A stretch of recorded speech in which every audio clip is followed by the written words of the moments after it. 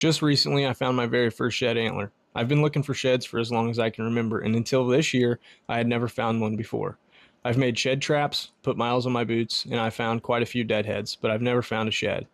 Just a week or so ago, I was out at the farm putting up some spring trail cameras and putting fresh batteries into my deer feeder, which I have out in one of the prairies.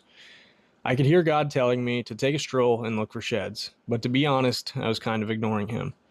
I was thinking to myself, why would today be any different? I've looked and never found one, so why would I find one today?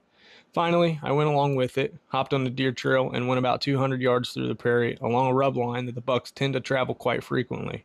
I turned around at a thick sapling that had a massive rub on it and started to work my way back. I could hear God saying to get off the deer trail, so I did. I went about 5 yards off the deer trail and had only walked 10 yards or so when I spotted it, my very first shed. The feeling was unexplainable. It was one of those moments when you rub your eyes because you're sure you're just seeing things.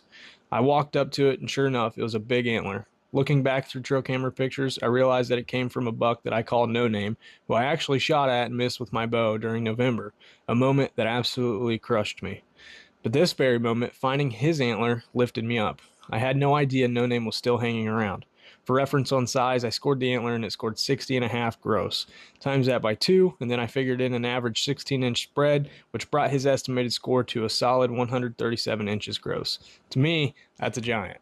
Had I not listened to God in that moment, I never would have found it.